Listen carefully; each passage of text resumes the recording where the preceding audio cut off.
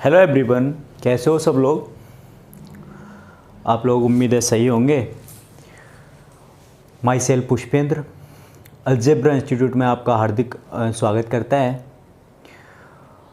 मैं आपके लिए जूलॉजी और बॉटनी दोनों कराऊंगा बीएससी की। तो बेटा देखो, ऐसा है कि आप सभी को पता है जिस प्रकार से ये पेंडेमिक बहुत हाईली स्प्रेडिंग पे है अभी, जो कोविड-19 है जो बहुत ही हाईली स्प्रेडिंग हो रही है इसकी, और अभी कुछ नहीं पता है कि जितने भी कॉलेजेस हैं, यूनिवर्सिटीज़ हैं, स्कूल्स हैं वो ओपन होंगे या नहीं होंगे। तो हाँ, लेकिन यूजीसी ने अपनी गाइडलाइन दे दी है कि फाइनल ईयर के एग्ज़ाम कैसी भी कंडीशन हो, कुछ भी हो, हमें फाइनल ईयर का एग्ज़ाम करवाना या तो अभी करवाएं या फिर बाद में करवाएं, मतलब फाइनल ईयर का एग्ज़ाम पॉसिबल है होना। तो इस चीज़ को ध्यान में रखते हुए हमने पहले ऑफलाइन स्टार्टअप था हमारा, तो अब हम इसको ऑनलाइन लेके आए हुए हैं, जिसमें हम आपके लिए ऑनलाइन बीएससी थर्ड ईयर को ऑनलाइन ही क्लासेज प्रोवाइड करवाने वाले हैं। तो उसमें मैं आपके लिए जूलॉजी पढ़ाऊँगा, ठीक है। तो अभी मैं आपको जूलॉजी के बारे में बता देता हूँ। मैं जूलॉजी का थर्ड ईयर का पेपर फर्स्ट स्टार्ट करने वाला हूँ। जैसा कि आपको पता है बीएससी में एक इंडिविजुअल सब्जेक्ट 3 पेपर रखती है अपने पास, पहला, फर्स्ट, सेकंड और थर्ड। फर्स्ट और सेकंड जो पेपर होते हैं 33 मार्क्स के होते हैं, चाहे वो जियोलॉजी का हो, बॉटनी का हो या केमिस्ट्री का हो।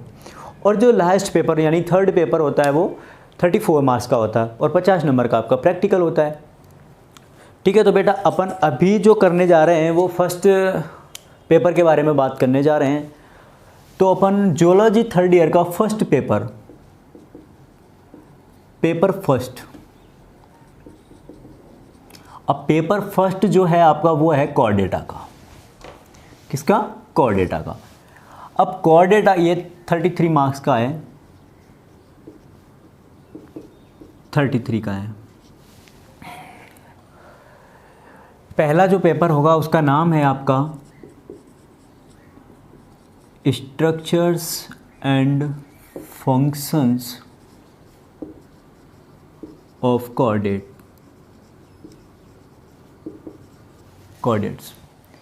मतलब कशेरुकियों की संरचना एवं कार्य। क्या? कशेरुकियों की संरचनाएं एवं कार्यों के बारे में बात करेंगे, ठीक है बेटा। अभी क्या है, इस पेपर में थर्ड ईयर का जो पेपर है, इससे पहले आपने फर्स्ट ईयर में इन्वर्टिब्रेट्स के फंक्शंस और कुछ कार्यों के बारे में पढ़ा होगा। उनको इन्वर्टिब्रेट्स को नॉन कोऑर्डिनेट्स बोलते हैं, और जो वर्टिब्रेट्स होते हैं जिनके अंदर वर्टिब्राटा प्रेजेंट होती है उनको अपन कोऑर्डिनेटा बोलते हैं। और जिनके अंदर नोटोकॉर्ड या जो मैं आगे बताने वाला हूँ, जो कोऑर्डिनेट हैं उनको वर्टिब्रेट्स भी बोलते हैं, जो कोऑर्डिनेट नहीं है उनको नॉन कोऑर्डिनेट्स या फिर इनवर्टिब्रेट्स बोलते हैं। तो बेटा पहले अपन इस चीज़ को डिस्कस करेंगे पहले कि कोऑर्डिनेटा होते क्या हैं। तो आइए इसको देखते हैं कि कोऑर्डिनेटा क्या होता है। कोऑर्डिनेटा क्या होता है, ठीक है बेटा। तो कोऑर्डिनेटा 2 ग्रीक वर्ड से मिलके बना हुआ है। पहला जो ग्रीक वर्ड है वो है इसमें कोर्डे। इसका मतलब होता है बेटा स्ट्रिंग या फिर कॉर्ड, मतलब कोई भी तार या रस्सी नुमा संरचना। दूसरा जो होता है उसका जो ग्रीक वर्ड जो दूसरा है उसका नाम है एटा। उसको दूसरा वर्ड क्या है? एटा। पहला क्या है? कोर्डे। इसका मतलब होता है बियरिंग। समझ में आ रहा है? इसका मतलब रस्सी या तार की बात कर रही है, तार नुमा या रस्सी नुमा संरचना। और जो बियरिंग की बात कर रहा है मतलब वाहक या वहन करने वाले, जिनके अंदर तार या रस्सी नुमा संरचना होती है, जो अपनी एनाटॉमी में या एम्ब्रियोनिक डेवलपमेंट से लेके अडल्ट तक, प्री एम्ब्रियोनिक डेवलपमेंट से लेके पोस्ट एम्ब्रियोनिक डेवलपमेंट और बर्थ के बाद में किसी भी स्टेज पर अपनी बॉडी में एक कॉर्ड या रस्सी नुमा संरचना शो करेंगे। क्लियर हो गया? वो क्या कहलाएंगे बेटा? कॉर्डेट। यहाँ तक सबका क्लियर है? अब जो ये कॉर्ड जो है, ये जो रस्सीनुमा संरचना है, ये रस्सीनुमा संरचना क्या है? नोटोकॉर्ड के नाम से जानी जाती है कॉर्डेट्स में। किस नाम से बेटा? नोटोकॉर्ड्स के नाम से जानी जाती है। अब ये नोटोकॉर्ड क्या है? सेकंड बात ये है कि जितने भी कॉर्डेट्स होते हैं, जितने भी कॉर्डेट्स होते हैं, पहली बात तो ये है कि chordata created by, chordata created by Balfour in 1880। ये जो कॉर्डेटा फाइलम है, इसको वाल्फोर ने 1880 में इसको क्रिएट किया था। दूसरी बात, जितने भी कॉर्डेट्स होंगे तो वो वैसे माना जाता है कि ये ड्यूटेरोस्टोमिक होते हैं, ड्यूटेरोस्टोमिक होते हैं। बेटा एक चीज़ क्लियर कर लो कि ये ड्यूटेरोस्टोमिक क्या होते हैं और एक होते हैं प्रोटोस्टोमिक। तो इस चीज़ को मैं अभी आपको बता देता हूँ कि ड्यूटेरोस्टोमिक क्या होते हैं। एम्ब्रियोनिक डेवलपमेंट के टाइम में एक ब्लास्टुला स्टेज आती है और उस स्टेज में एक ब्लास्टोपोर का निर्माण होता है। किसका निर्माण होता है? ब्लास्टोपोर का। अगर सबसे पहले ब्लास्टोपोर से एनस का निर्माण हो रहा है, अगर ब्लास्टोपोर से सर्वप्रथम एनस का निर्माण हो रहा है तो उसको ड्यूटेरोस्टोमिक बोलेंगे। क्या बोलेंगे बेटा? ड्यूटेरो। सर्वप्रथम अगर ब्लास्टोपोर से एनस का निर्माण हो रहा है, उसके बाद में माउथ का निर्माण होता है, उसको अपन बोलेंगे ड्यूटेरोस्टोमिक। क्लियर है? अब बात करते हैं प्रोटोस्टोमिक की। प्रोटोस्टोमिक इसका रिवर्स होता है। अगर ब्लास्टोपोर से, अगर इसको मैं दूसरे डायग्राम से बता देता हूँ, अगर ब्लास्टोपोर से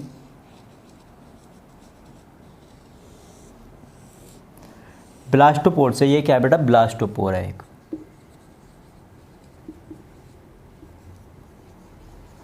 ब्लास्टोपोर से ये भी ब्लास्टोपोर है।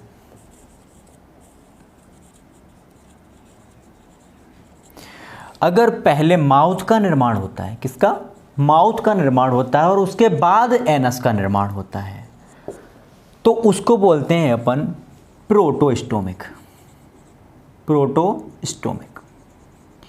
ये बात बिल्कुल समझ में आ गई होगी कि अगर एम्ब्रियोनिक डेवलपमेंट के समय ब्लास्टोपोर से सबसे पहले एनस का निर्माण, firstly anus is form then mouth, it's called as ड्यूटेरोस्टोमिक।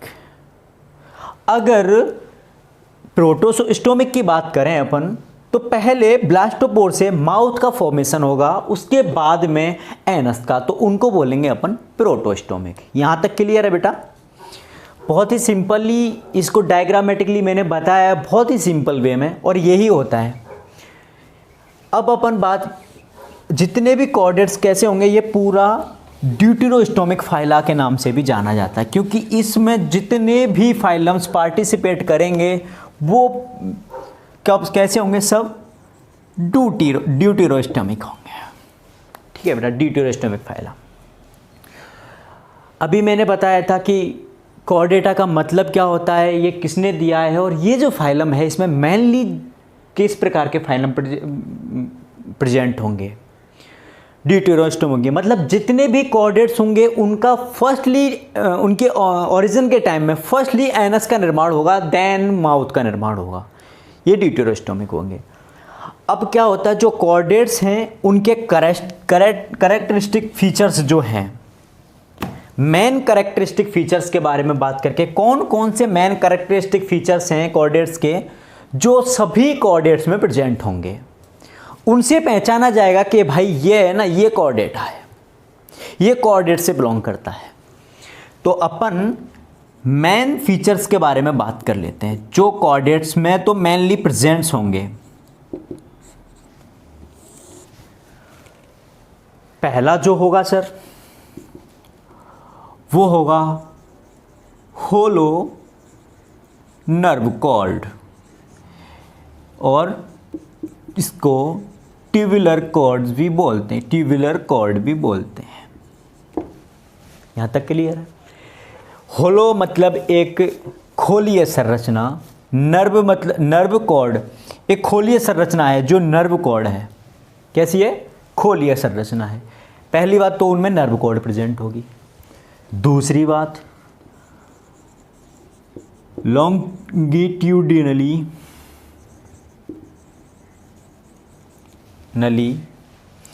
Notochord present होगी। क्या होगी बेटा? नोटोकॉर्ड प्रेजेंट होगी। अब नोटोकॉर्ड क्या है वो मैं अभी बता देता हूं। तीसरा जो इसमें फेरेंजियल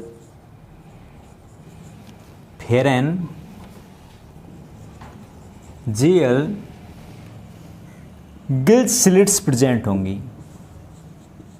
क्या होंगी बेटा? Pharyngeal gill slits. तो एक मोटा सा देखा जाए, अंदाज़ा लगाया जाए कि इसमें क्या क्या होगा। होलो नर्व कॉर्ड या फिर ट्यूबुलर कॉर्ड होगी, लॉन्गिट्यूडिनल नोटोकॉर्ड प्रेजेंट होगी, और फेरेंजियल गिल स्लिट्स प्रेजेंट होंगी। यहाँ तक क्लियर है? कोई दिक्कत है? इसको ऊपर लिख देता हूँ, हाँ, अगर आपको नहीं दिखाई दे रहा है तो। फेरेंजियल गिल स्लिट को आपको नहीं दिखाई दे रहा होगा। यहाँ तक क्लियर है? इसके बाद में जो थर्ड है वो है फेरेंजियल गिल स्लिट्स। मेरे ख्याल से आपका ये क्लियर होगा। अब बात करते हैं नोटोकॉर्ड की। इसको मैं हटा देता हूँ बेटा। जो नोटोकॉर्ड है उसके बारे में बताता हूँ कि नोटोकॉर्ड क्या है और ये कहाँ प्रेजेंट होती है। नोटोकॉर्ड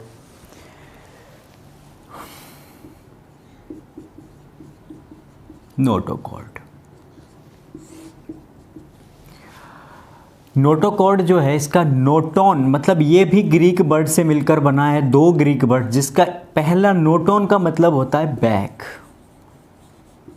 मतलब पिछला हिस्सा, और कॉर्ड का मतलब वही कॉर्ड, मतलब कोई भी रॉडनुमा स्ट्रक्चर।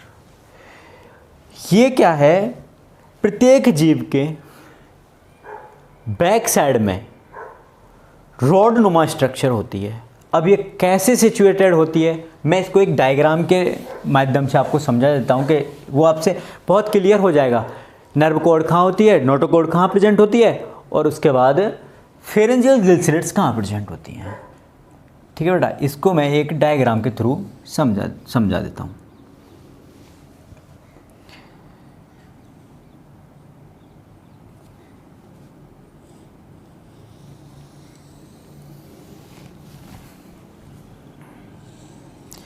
जो मैं पहले बात कर रहा था, एक होलो नर्व कॉर्ड की बात कर रहा था। मैं किसकी बात कर रहा था?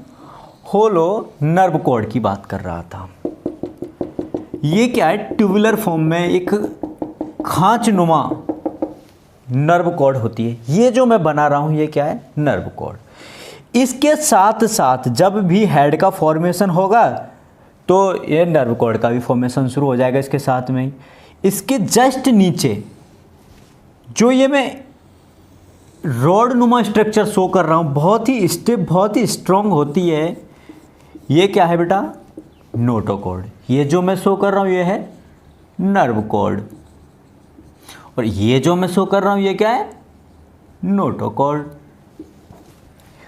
अब इसके जस्ट नीचे ये इसका माउथ है, माउथ के नीचे ही यहाँ पे इसके फेरेंजियल गिल स्लिट्स प्रेजेंट होंगे। क्या प्रेजेंट होगा बेटा? फेरेंजियल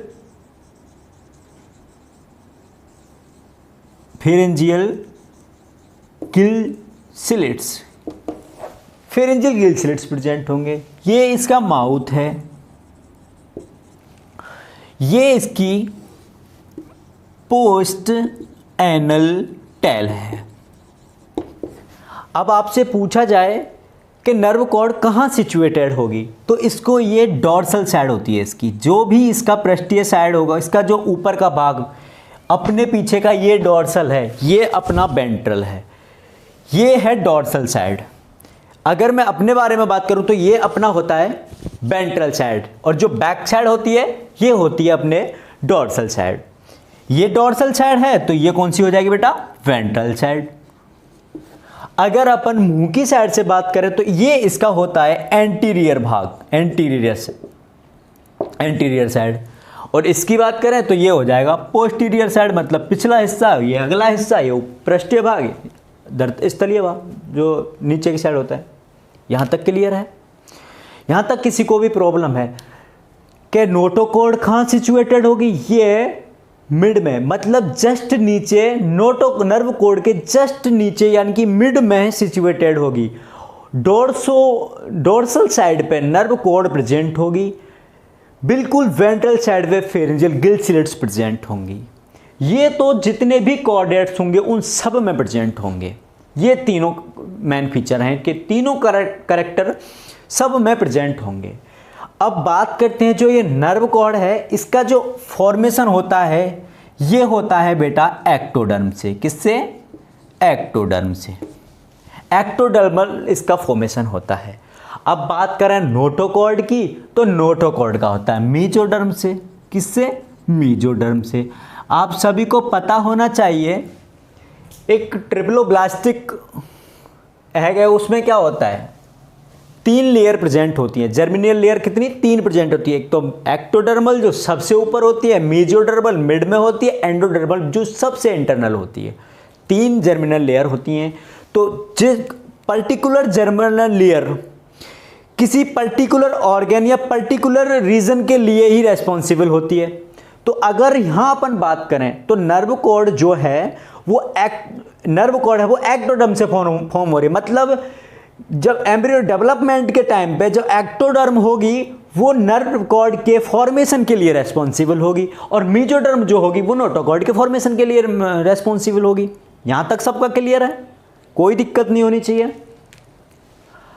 अब आपको पता चल गया है कि कॉर्डेटा का मतलब क्या होता है, नोटोकॉर्ड क्या होती है, ये कहाँ कहाँ सिचुएटेड होती हैं। बिल्कुल क्लियर होगा बेटा। अब अपन बात करते हैं इसके क्लासिफिकेशन के बारे में। किसके बारे में? क्लासिफिकेशन। अब अपन इसको क्या करते हैं बेटा, क्लासिफाई करते हैं। अब इसको भी हटाई देते हैं ऊपर, क्योंकि क्लासिफिकेशन आपको एक ही जगह पे बहुत अच्छे से टेबल फॉर्म में मिल जाएगा, तो जिससे आपको आसानी रहेगी पढ़ते वक्त, आपको क्या होगी, आसानी रहेगी। और आप एक ही बार में इधर उधर स्क्रीनशॉट्स वगैरह नहीं लेने पड़ेंगे, या फिर बार बार वीडियो को आप आगे पीछे नहीं करके देखना पड़ेगा। तो मैं इधर आपको बता देता हूँ कॉर्डेटा के क्लासिफिकेशन। कॉर्डेटा का क्लासिफिकेशन बेटा देखो, मैंने अभी बताया है कि कॉर्डेटा होते क्या हैं, क्या इनके मेन फीचर्स होते हैं, किसने इनको दिया, किसने दिया, वेल्फोर ने। देखो एक एक चीज़ है जो याद करने वाली और बहुत ही इंपॉर्टेंट चीज़ है, आपको इस चीज़ को ध्यान रखना पड़ेगा। अब अपन बात करते हैं कॉर्डेटा के क्लासिफिकेशन के बारे में, जिनके अंदर कॉर्डनुमा संरचना या नोटोकॉर्ड प्रेजेंट होती है। कॉर्डेटा को मेनली 2 भागों में बांटा गया है। कितने भागों में? 2 भागों में बेटा। इसको पहले तो बांटा गया है प्रोटोकॉर्डेटा, प्रोटोकॉर्डेटा, और दूसरा जो बांटा गया है इसको यूकॉर्डेटा में। किसमें? यूकॉर्डेटा में। यहाँ तक क्लियर है बेटा? कॉर्डेटा को 2 भागों में बांटा गया है। पहला होता है प्रोटोकॉर्डेटा, दूसरा होता है यूकॉर्डेटा। अब इनके अदर नाम भी हैं, और ये क्यों नाम है इन सब, देखिए सबके पीछे एक रीज़न होता है। मैं अगर प्रोटो की बात करूं, प्रोटो इसका ग्रीक, ये भी 2 ग्रीक वर्ड से मिलकर बना है। प्रोटोस, प्रोटोस का मतलब होता है फर्स्ट।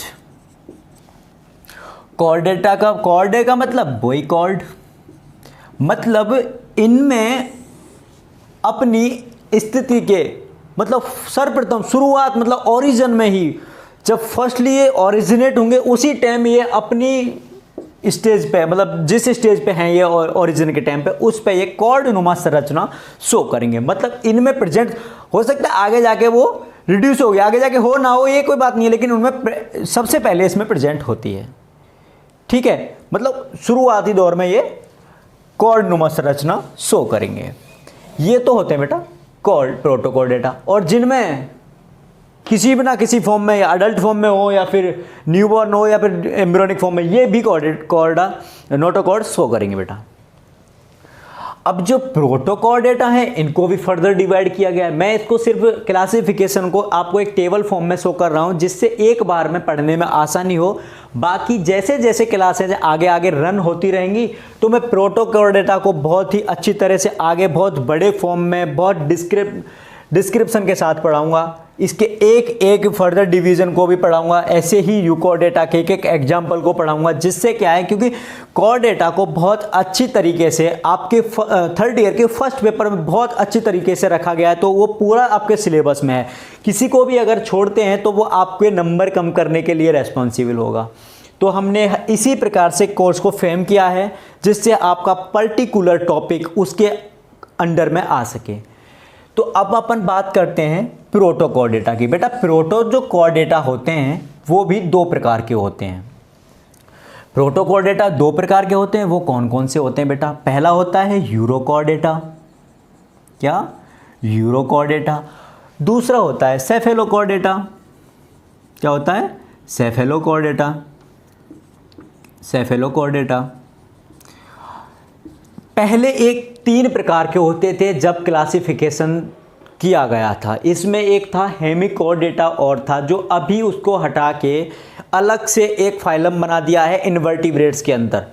अभी क्या है, कॉर्डेटा दो प्रकार के रह गए। हेमी का मतलब हाफ होता था, उनके अंदर true chordata present, sorry true cord present थी, ऐसा प्रेजेंट नहीं थी, ऐसा बस मानना था कि इनमें भी कॉर्ड प्रेजेंट होती है, जबकि अभी तक क्लियर नहीं हुआ। अब जो क्लियर हुआ है तो उनको सिर्फ हटा के इनवर्टिब्रेट्स में रख दिया, अब इनको ही रखा है कॉर्डेटा, यूरोकॉर्डेटा और सेफेलोकॉर्डेटा।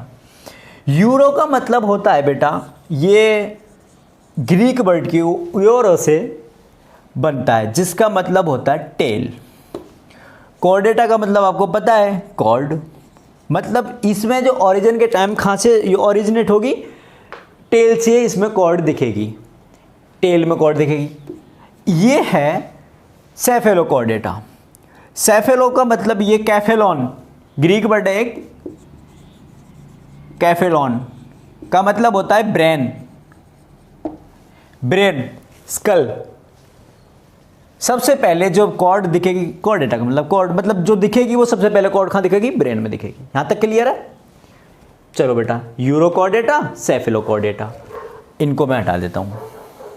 इनको मैं क्या है, अभी बस सिर्फ आपकी एक जनरल इंफॉर्मेशन के लिए मैं इनको बता रहा हूं। बाकी तो जब मैं कॉर्ड इनको ब्रीफली जब आगे आगे चल के बहुत डिस्क्राइब करके पढ़ाया जाएगा तो ये सारी चीज़ें वहाँ आ जाएंगी। आप इसकी बिल्कुल टेंशन मत लीजिए कि सर ने ये हटा दिया, क्योंकि ये सारी मैं अभी एक टेबल फॉर्म आपको लिए शो कर रहा हूँ कि इनको डिवाइड करने के बाद फाइनली अपन कहाँ तक पहुँचते हैं, कितना इसका क्लासिफिकेशन है, इस बारे में अपन जान पहचान कर लेते हैं। पहले थोड़ा सा इंट्रोडक्शन कर लेते हैं। कहने का मतलब ये है कि अगर किसी आदमी से आप डायरेक्ट मिलते हो और सीधे बात करते हो और भाई बताओ तुम्हारे पैसे वैसे कितने कमाते हो, तो कोई नहीं बताता है। तो पहले क्या है, हम उसके बारे में जान लें कि उसका नाम क्या है, वो कहाँ से है, किस पोस्ट पे है, थोड़ा उसके साथ 2-4 दिन बात कर लें। तो ऐसे ही हम किसी पेपर में डायरेक्ट घुसने से पहले, किसी भी बुक के अंदर डायरेक्ट घुसने से पहले, उसके अंदर जाने से पहले हम पहले उसका देख तो लें कि उनमें कौन कौन से स्टेप हैं जो हमें आगे चल के सामने आने वाले हैं, प्रत्येक स्टेप पे क्या होता है। अब इस क्लासिफिकेशन को जब आगे हम और फर्दर डिस्क्राइब करेंगे तो प्रोटोकॉर्डेटा दो के बाद में इनके भी सब टाइप्स होंगे, उनके बारे में भी अपन बात करेंगे। यूरोकॉर्डेटा के भी टाइप होंगे, उसके भी सब टाइप्स होंगे, सबके बारे में धीरे धीरे स्टेप बाय अपन क्लियर करते चलेंगे। एक साथ आपको इम्पेशेंस नहीं होना है कि नहीं सर ने तो आज कराया नहीं है तो अगली क्लास में पता नहीं होगा, लेकिन मिलेगा आपको सब धीरे धीरे स्टेप बाय स्टेप। एक दिन में तो पूरा सिलेबस कवर नहीं हो सकता, एक ही वीडियो में पूरी बुक को मैं कवर नहीं कर सकता हूँ। तो बेटा इसको जो डिवाइड किया गया है, यूरोकॉर्डेटा को किस में डिवाइड किया गया है, वर्टिब्राटा, वर्टिब्राटा में। ये क्लियर है? प्रोटोकॉर्डेटा को यूरोकॉर्डेटा, सेफेलोकॉर्डेटा में, यूरोकॉर्डेटा को किसमें, वर्टिब्राटा में। अब एक चीज़ जो मेन है मैं इसको बताने वाला हूँ, इनको अपन एक्रीनाटा भी बोलते हैं, एक्रीनाटा, और इनको बोलते हैं क्रियनाटा। अब क्वेश्चन बनता है सर ये कैसे आ गया, ये क्या मतलब है। देखिए बेटा, ये एक क्रियना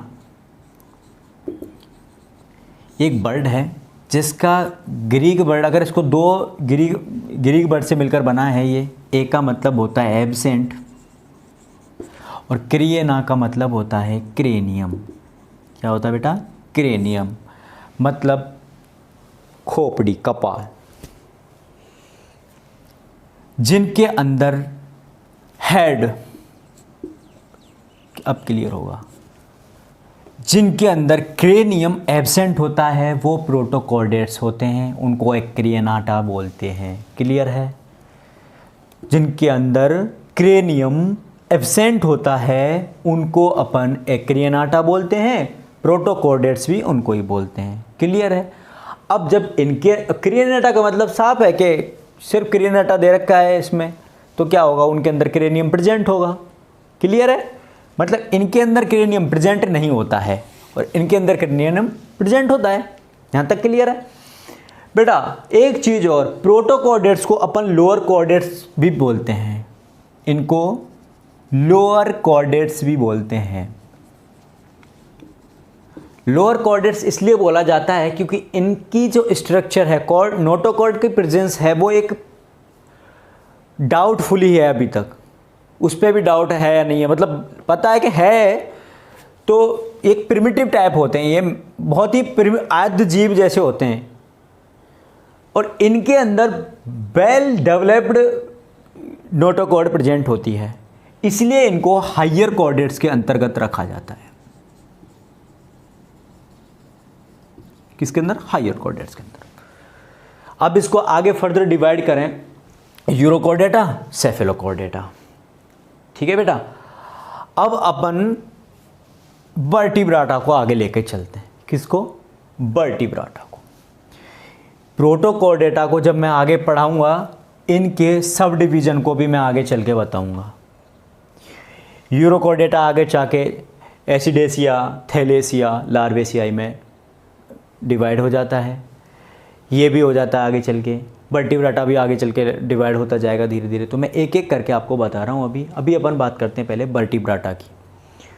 वर्टिब्राटा जैसा कि पता चल रहा है, इसके अंदर एक वर्टिब्रेकुलम प्रेजेंट होगा। अब ये वर्टिब्राटा को भी दो भागों में बांटा गया है। कितने भागों में, दो भागों में बांटा गया है बेटा। पहला होता है एग्नेथा और दूसरा होता है ग्नेथोस्टोमेटा।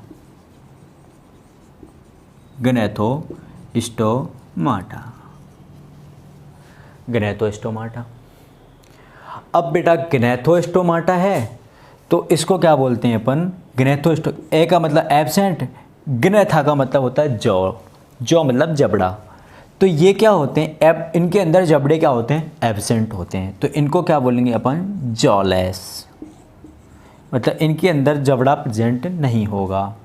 अब बात करते हैं ग्नेथोस्टोमाटा।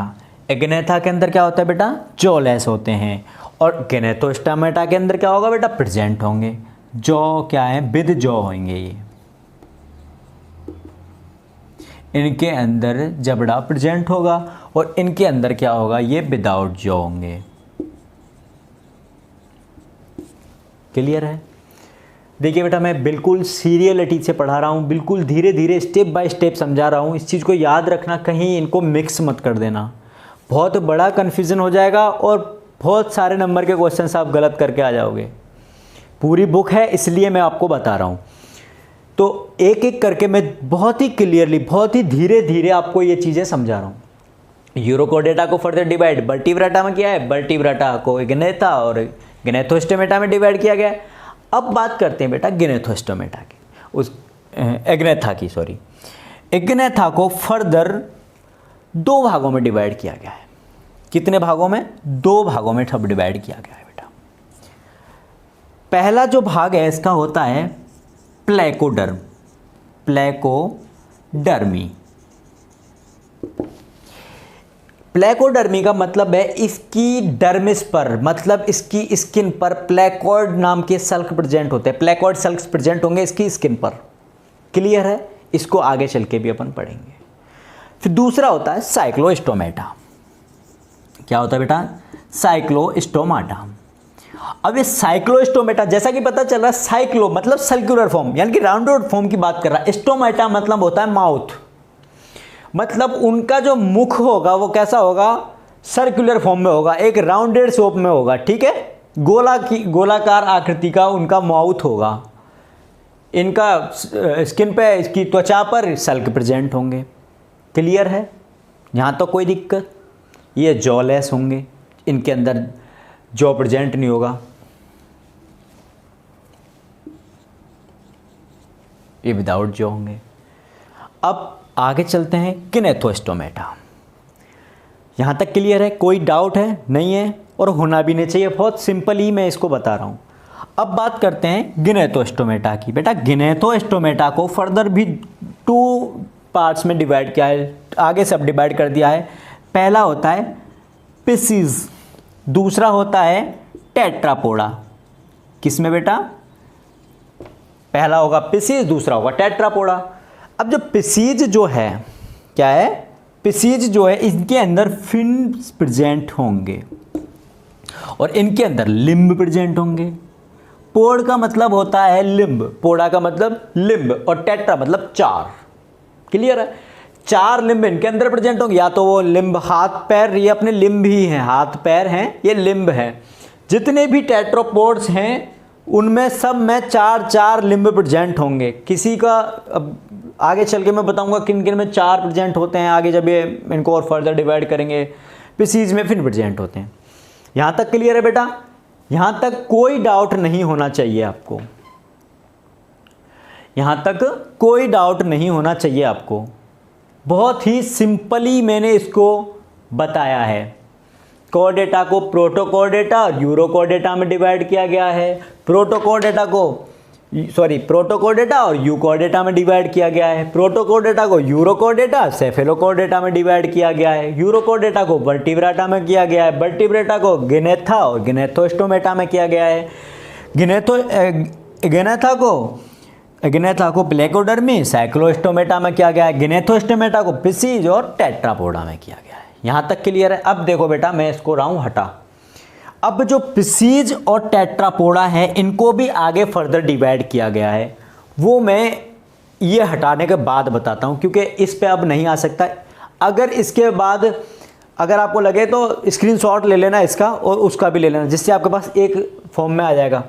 तो थोड़ा बड़ा डिस्क्रिप्शन है तो एक क्लासिफिकेशन है तो एक बोर्ड पे नहीं आ सकता है। ठीक है बेटा, इसको मैं हटा रहा हूँ। यहाँ तक समझ में आ गया होगा। देखिए इसमें कुछ ज़्यादा है नहीं कॉम्प्लिकेटेड, बस सीरियलिटी का ध्यान देना है, किसके बाद क्या आ रहा है, किसके बाद क्या आ रहा है। ठीक है, अभी मैं बता चुका था, यहाँ पे गिनेथोस्टोमेटा की बात कर रहा था मैं, गिनेथोस्टोमेटा की बात कर रहा था मैं। इसको 2 भागों में मैंने बांट दिया था। पहला जो भाग था इसका पिसीज का था और दूसरा था टेट्रापोडा का। पहला किसका था? पिसीज का, और दूसरा क्या था? टेट्रापोडा का। टेट्रापोडा और पिसीज, इनके अंदर फिन्स प्रेजेंट होंगे और इनके अंदर क्या होगा? लिम्ब प्रेजेंट होंगे।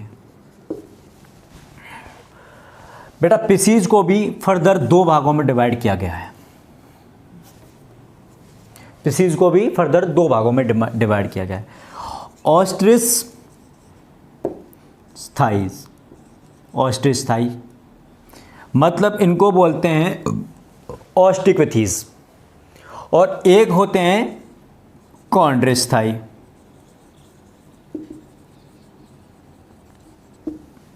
इनको बोलते हैं कॉन्ड्रिक्विथीज। ऑस्ट्रिच थाई को बोलते हैं अपन बोनीफिसिस। अपन फिशिस की बात कर रहे हैं। पिसीज मतलब फिश बर्ड, मछलियां आती हैं इसके अंदर, और इसके अंदर कौन सी आएंगी? बोनीफिसिस। अब बात करते हैं कॉन्ड्रिक्यूथिस की। इसके अंदर कार्टिलेजियस फिशेज आएंगी। ये क्लियर है? ऑस्टियोक्यूथिस के अंदर बॉनी फिशेज, कॉन्ड्रिक्यूथिस के अंदर कार्टिलेजियस फिशेज। अब करते हैं टेट्रा। देखो यहां तक कोई दिक्कत नहीं होनी चाहिए। गैनेथोस्टोमेटा को दो भागों में फर्दर डिवाइड किया गया है, पिसीज और टेट्रापोडा।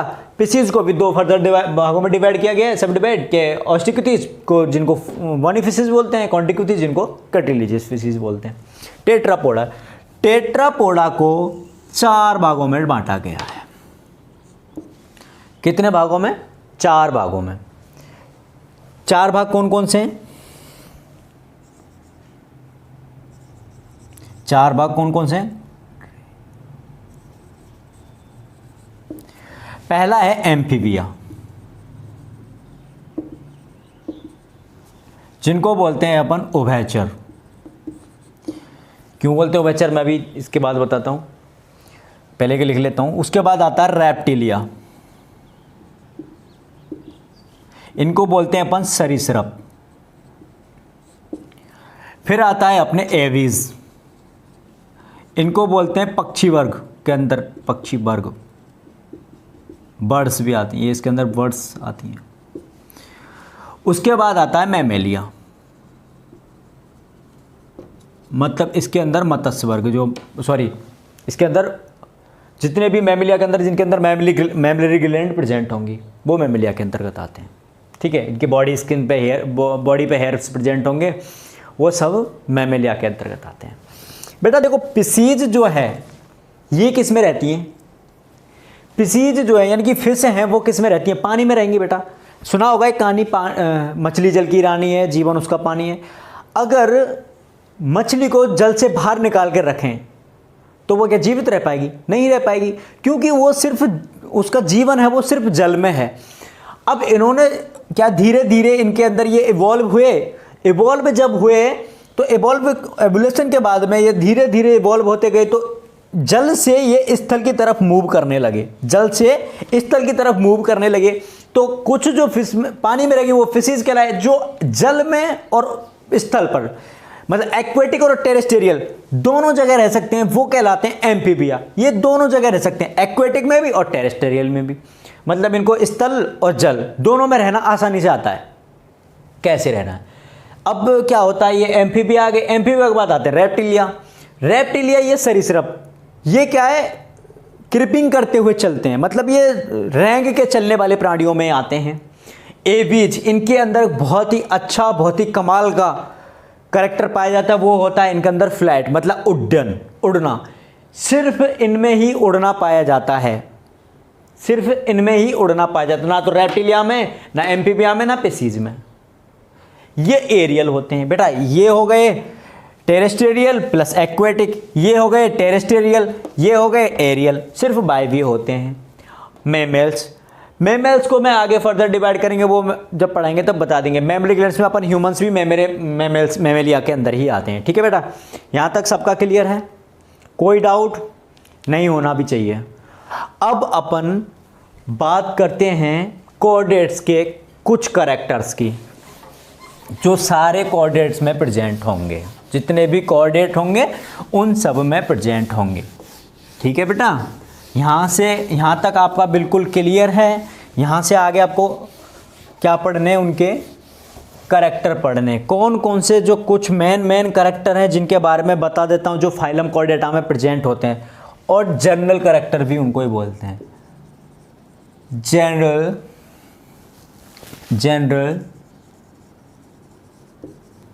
कैरेक्टर्स ऑफ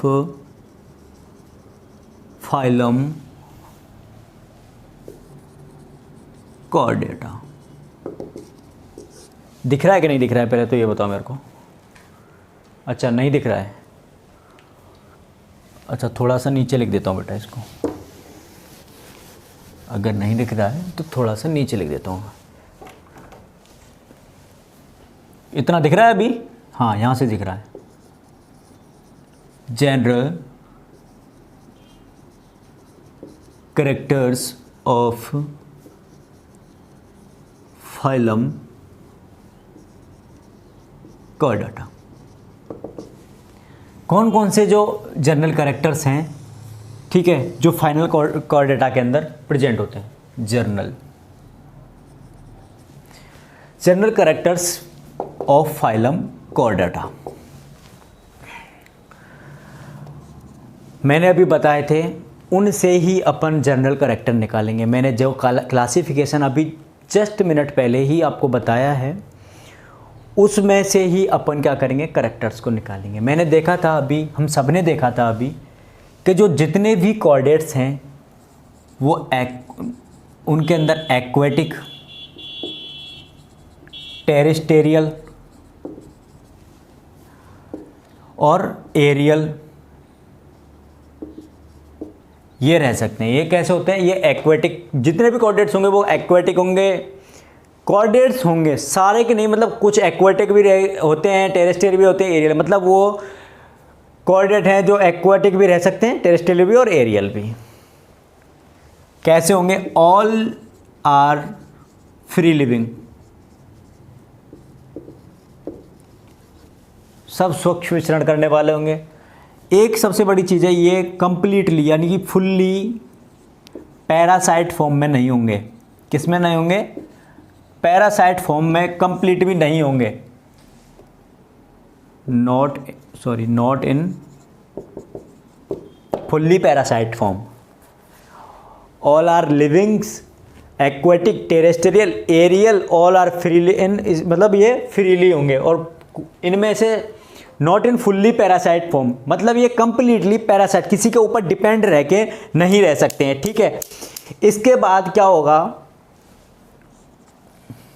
इनकी जो बॉडी है, इनकी जो बॉडी स्ट्रक्चर है वो छोटी भी हो सकती है और बहुत बड़ी भी हो सकती है। कैसी होगी, छोटी भी हो सकती है, बहुत बड़ी, बॉडी स्मॉल टू लार्ज। इनके अंदर बाईलेटरल सिमेट्री पाई जाती है। बाईलेटरल सिमेट्री पाई जाती है। बाईलेटरल सिमेट्री क्या होगी बेटा, एक ऐसी सिमेट्रिक स्ट्रक्चर जिसको मिड से अगर डिवाइड किया जाए तो उसका दोनों पार्ट एक दूसरे के समान हो, इसको बोलते हैं बाईलेटरल। अगर एक दूसरे के डिफरेंट हैं तो वो अगर ऐसे सर्कुलर फॉर्म में तो रेडियल, और ऐसे अक्षीय फॉर्म में, और ये 2-3 प्रकार की होती है। तो बाइलेटरल को मतलब इनके एक दूसरे के, एक जो कटा हुआ भाग है दूसरे कटे हुए भाग के बिल्कुल जस्ट समान होगा। जैसे ह्यूमन है, अभी मैं हूँ, मेरे को अगर बीच में से काट दिया जाए तो मेरा ये भाग इस भाग के बिल्कुल एक जैसे हैं। इसमें भी 5 उंगली है हाथ में, इसमें भी 5 उंगली, एक हाथ है, एक आँख है, एक इधर की साइड में कान है, ऐसे ये बाइलेटरल सिमेट्री पाई जाती है, शो करते हैं, ठीक है बेटा। इनके अंदर मेटामेरिक सेगमेंटेशन पाया जाता है। क्या पाया जाता है, मेटामेरिक सेगमेंटेशन। क्लियर है, ये एक्वेटिक, टेरेस्ट्रियल, एरियल होंगे, सभी फ्री फॉर्म में होंगे। और क्या पूरी तरह से ये पैरासाइट फॉर्म में भी नहीं, पूरी तरह से ये पैरासाइट फॉर्म में नहीं होंगे।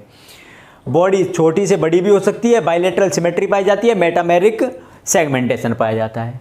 यहाँ तक क्लियर है, कोई दिक्कत तो नहीं है यहाँ तक। अगर किसी को भी यहाँ तक कोई दिक्कत आ रही है तो वो बता दीजिए। नहीं आ रही है, चलो भैया नहीं आनी चाहिए। अब बात करते हैं इनके अंदर एक्सोस्केलेटन।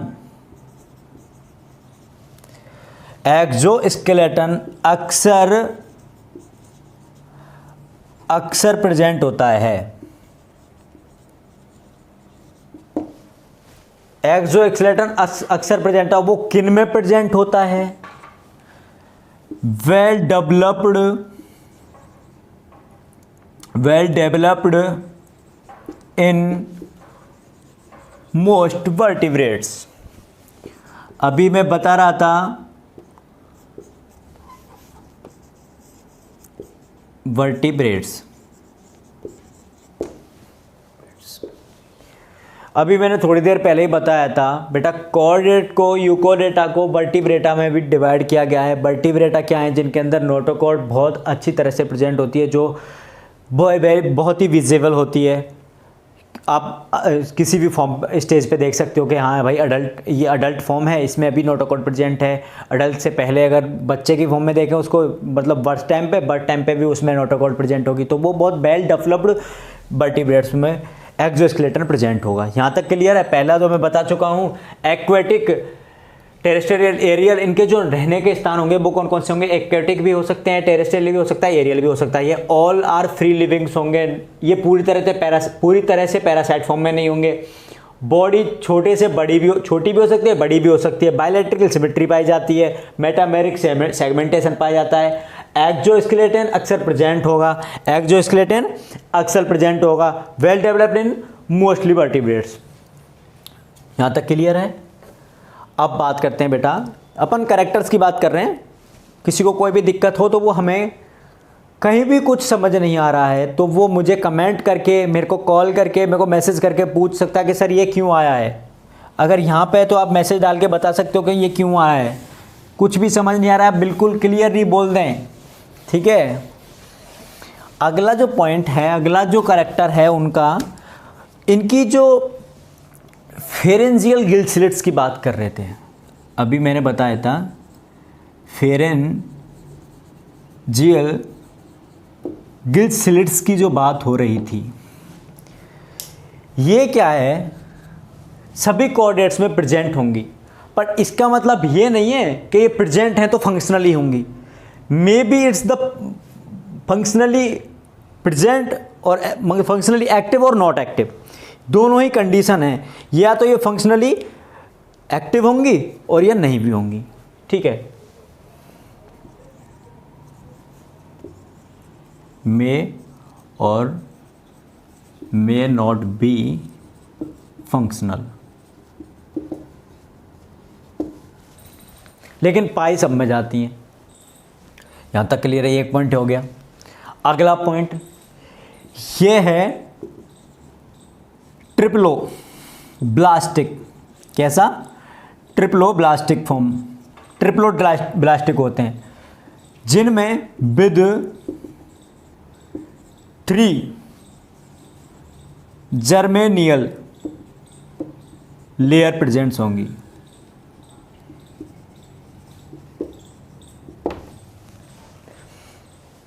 ट्रिप्लोब्लास्टिक होते हैं, 3 जर्मेनियल प्रेजेंट होंगे, 3 जर्मेनियल लेयर्स प्रेजेंट होंगी बेटा। अभी मैं जस्ट पहले ही बता रहा था कि 3 जर्मेनियल लेयर्स कौन कौन सी होंगी। फर्स्ट होगी एक्टोडर्म, सेकंड नंबर होगी आपकी मीजोडर्म, और थर्ड नंबर जो होगी वो आपकी होगी एंडोडर्म, जो सबसे अंदर होगी, ठीक है बेटा, एंडोडर्म। यहाँ तक कोई को किसी को भी डाउट है? फेरेंजियल गिल्ड स्लिट्स प्रेजेंट होंगी, वो किसी भी, ऐसा नहीं है कि अगर प्रेजेंट है तो वो फंक्शनली हो। ऐसा हो सकता है कि वो फंक्शनल भी नहीं हो लेकिन प्रेजेंट हैं, नॉन फंक्शनल भी हो सकती हैं। ट्रिप्लोब्लास्टिक स्ट्रक्चर, ट्रिप्लोब्लास्टिक ओरिजिन होता है इनका। जो 3 जर्म लेयर प्रेजेंट होती हैं वो कौन कौन सी? एक्टोडर्म, मीजोडर्म और एंडोडर्म। यहाँ तक किसी को दिक्कत है? मैं ये हटा रहा हूँ बेटा। मैंने अभी थोड़ी देर पहले ये 5वां पॉइंट है, पहले मैं जो एक एक करके आपको बता रहा था वो आप समझ रहे हो। अभी ये मैं 4th एंड 5th ये जो बता रहा हूँ। अब आगे देखिए, एक तो याद रखें कि मैं जितने भी पॉइंट्स आपके लिए लिखा रहा हूँ वो सारे ध्यान से समझने और बहुत ही इम्पोर्टेंट्स हैं। ऐसा नहीं है कि मैंने ये लिखा दिए और हटा देने बस इसलिए कि सर ने इसलिए लिखा है कि बोर्ड पे लिख लिए, बोर्ड भरने के लिए। बोर्ड भरने के नहीं लिए बेटा, ये सब समझने के लिए हैं, ठीक है। इनको ध्यानपूर्वक सुनना है और समझना भी है। हमने कोऑर्डिनेट्स के जो मेन फीचर्स पढ़े थे उनमें से अपन ने अभी किसको उठा लिया? फेरेंजियल गिल्ड स्लिट्स को उठा लिया है। अब बात करते हैं अपन नोटोकॉर्ड की।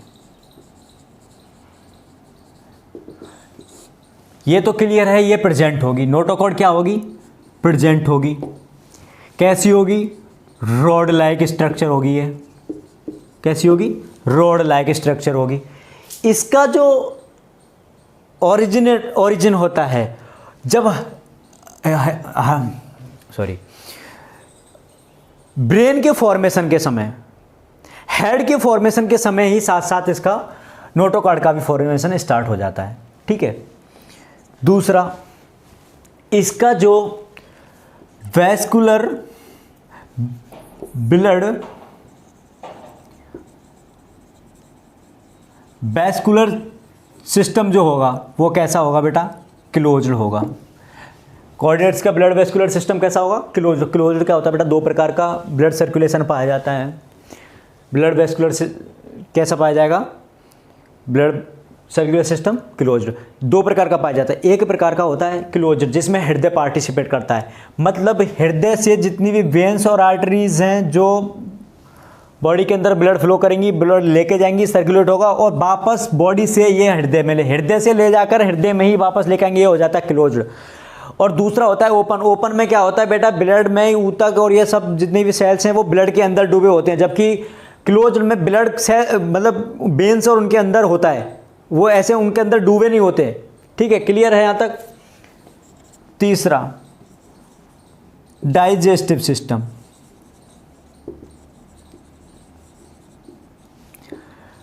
डाइजेस्टिव सिस्टम इसका कंप्लीट डाइजेस्टिव सिस्टम प्रेजेंट होगा इसके अंदर। जो पाचन तंत्र होगा वो कंप्लीट होगा, मतलब माउथ टू एनस तक कंप्लीटली होगा, कंप्लीट होगा, पूरा कंप्लीट डाइजेस्टिव सिस्टम होगा इसका। यहां तक क्लियर है? With digestive glands. जितनी भी पाचन क्रिया के अंदर पाचन ग्लैंड्स होती हैं, जो पाचन क्रिया के अंदर पार्टिसिपेट करती हैं, एंजाइम सिक्रेशन का काम करती हैं, वो सारी ग्लैंड्स इनमें प्रेजेंट होंगी। क्लियर है? यहां तक कोई दिक्कत नहीं है। नोटोकॉर्ड प्रेजेंट होगी, रॉड लाइक स्ट्रक्चर होगी। ब्लड वैस्कुलर सिस्टम कैसा होगा? क्लोज्ड होगा। डाइजेस्टिव सिस्टम कैसा होगा? कंप्लीट डाइजेस्टिव सिस्टम होगा। लिख देता हूं माउथ टू एनस तक।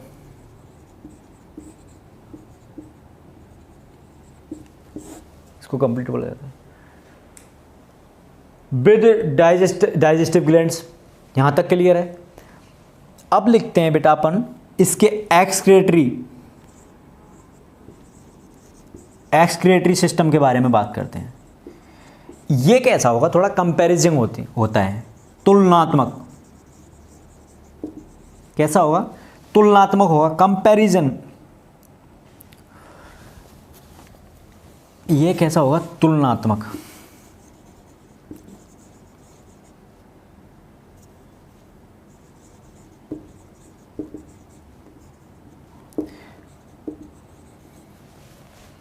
कैसे होगा तुलनात्मक? इसके अंदर प्रोटो, मीजो और meta. Proto, meso, meta, nephric kidney present होंगी। जितने भी कोऑर्डिनेट्स होंगे वो कैसा कंपेयर, मतलब या तो प्रोटो नेफ्रिक किडनी होगी या मीजो नेफ्रिक होगी या फिर मेटा नेफ्रिक किडनीज प्रेजेंट होंगी। यहाँ तक क्लियर है? कोई डाउट तो नहीं है बेटा? यहाँ तक कोई भी डाउट नहीं होना चाहिए। अगर आपको किसी भी पॉइंट में कोई भी डाउट है तो आप हमें डायरेक्टली मैसेज कर सकते हैं, कमेंट कर सकते हैं। ठीक है, यहाँ तक क्लियर है? ये हटा रहा हूँ बेटा मैं। सबको क्लियरली दिख रहा है ना? विजिबल है ना क्लियरली? और मेरी आवाज़ क्लियरली ऑडिबल हो रही है नहीं हो रही है बेटा? मेरे को ये चीज़ बताइए पहले। लास्ट पॉइंट है इसका, इनके जो सेक्सेस होते हैं, मतलब लिंग, वो सेपरेट होते हैं। कैसे होते हैं? सेपरेट होते हैं। रेयरली क्या होता है? एक्सेप्शन पाया जाता है। रेयरली एक्सेप्शन पाया जाता है। ठीक है बेटा?